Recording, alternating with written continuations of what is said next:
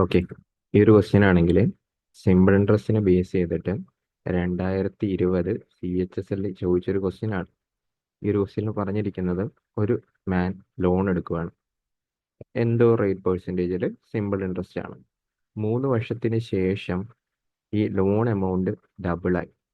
Rate of interest ആണെങ്കിൽ 2%.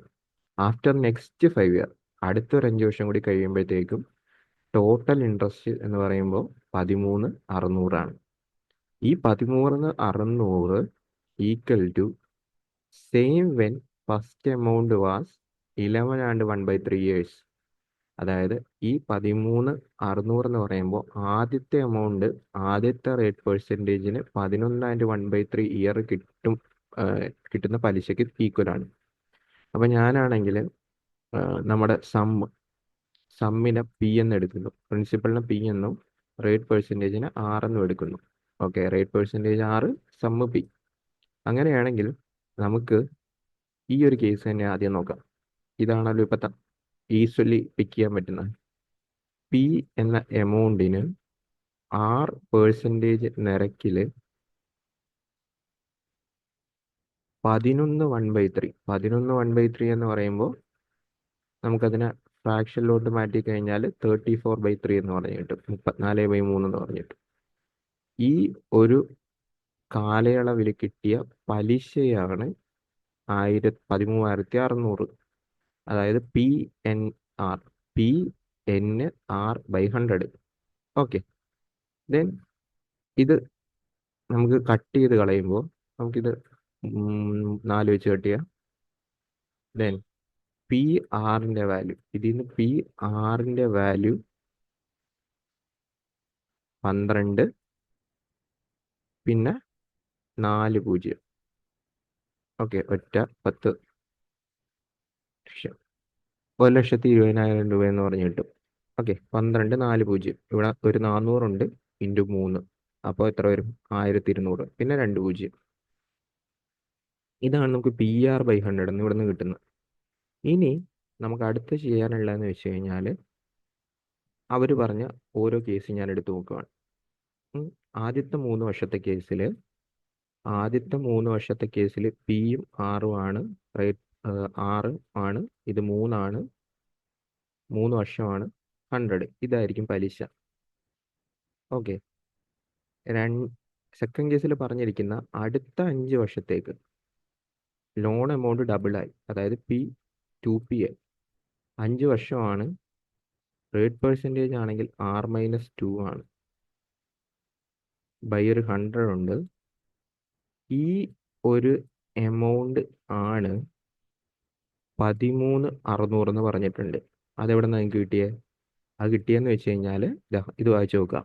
After 3 years loan amount double and rate of interest is decreased by 2%. After next 5 year ഇത് total interest paid whole was, മൊത്തത്തിലുള്ള interest എന്ന് വെച്ച് കഴിഞ്ഞാൽ 13,600. Okay, ഇത് നമ്മൾ solve ചെയ്ത് കഴിഞ്ഞാൽ ഈ വേണമെങ്കിൽ ഈ 100 നമുക്ക് അപ്പുറത്തോട്ട് മൾട്ടിപ്ലൈ ചെയ്ത് വെച്ചേക്കാം. ഈ 100 എടുത്തിട്ട് നമുക്ക് അപ്പുറത്തോട്ട് മൾട്ടിപ്ലൈ ചെയ്യാം. അപ്പോൾ കാര്യങ്ങൾ കുറച്ചുകൂടി ഈസി ആവും. അപ്പോൾ ഇവിടെ എന്ത് ചെയ്തു? ഇവിടെ ഞാൻ 2 0 ഇട്ടു. ഓക്കെ, ഇവിടെ ഞാനൊരു 2 0 ഇട്ടിട്ടുണ്ട്. അപ്പോൾ ഇവിടെയാണെങ്കിൽ 3PR എന്ന് പറഞ്ഞ് കിട്ടും. ഇവിടെയാണെങ്കിൽ ഇത് ഉള്ളിലോട്ട് മൾട്ടിപ്ലൈ ചെയ്ത് കഴിഞ്ഞാൽ ഇവിടെ ഒരു 5 ഉണ്ട്, ഇവിടെ ഒരു 2 ഉണ്ട്. സോ 10P എന്ന് എനിക്ക് എഴുതാം.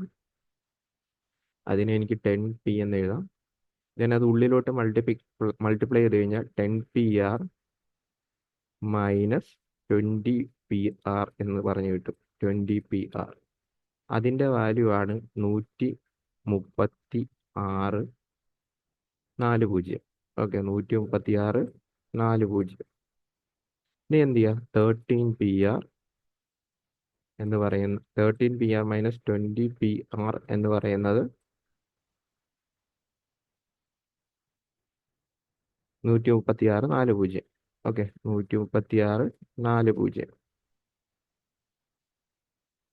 നിങ്ങൾക്ക് PR വാല്യൂ നമുക്കറിയാം. എവിടെ? നമ്മൾ ഓൾറെഡി ഇത് ഇവിടെ കണ്ടുപിടിച്ച് വെച്ചു. PR വാല്യൂ നമ്മൾ ഓൾറെഡി ഇവിടെ കണ്ടുപിടിച്ച് വെച്ചിട്ടുണ്ട്. അതുകൊണ്ട് ഇതിലോട്ട് സബ്സ്റ്റിറ്റ്യൂട്ട് ചെയ്ത് പോവുക. അതുകൊണ്ട് ഇതിലോട്ട് സബ്സ്റ്റിറ്റ്യൂട്ട് ചെയ്യുക.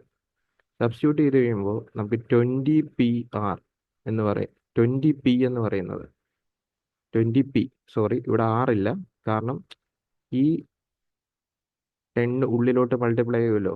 ഈ 10 ഉള്ളിലോട്ട് മൾട്ടിപ്ലൈ ചെയ്യുമ്പോൾ അവിടെ ആറില്ല, ഞാൻ മിസ്റ്റേക്ക് ആയിട്ട് എഴുതിയതാണ്, സോറി. അപ്പോൾ 20P എന്ന് പറയുന്നത് എത്ര കിട്ടും? ഈ 13 × 12 എന്ന് പറയുമ്പോൾ 13 × 12 40, അതായത് 156 40. 156 40 നിന്ന് 136 40 കുറയ്ക്കുന്ന വാല്യൂ കിട്ടും. ഓക്കെ, അതായത് 20P എന്ന് പറയുന്നത് നമുക്ക് കിട്ടാൻ പോകുന്നത് 20 40 എന്ന് പറഞ്ഞു കിട്ടും. 20 40 എന്ന് പറഞ്ഞു കിട്ടും. ഓക്കെ, നമ്മൾക്ക് ചോദിച്ചിരിക്കുന്ന Pന്റെ വാല്യൂ ആണ്. അപ്പോൾ ഇതും കട്ട് ചെയ്തിട്ട് 1 എന്ന് പറഞ്ഞു വരും. ഓക്കെ, 1000, അതായത് 10,000 രൂപയായിരിക്കും P ആയിട്ട് കിട്ടാൻ പോകുന്നത്. 10,000 രൂപയായിരിക്കും P ആയിട്ട് കിട്ടുന്നത്. സോ ഇതാണ് ഈ ഒരു ക്വസ്റ്റ്യൻ്റെ ആൻസർ ആയിട്ട് വരുന്നത്.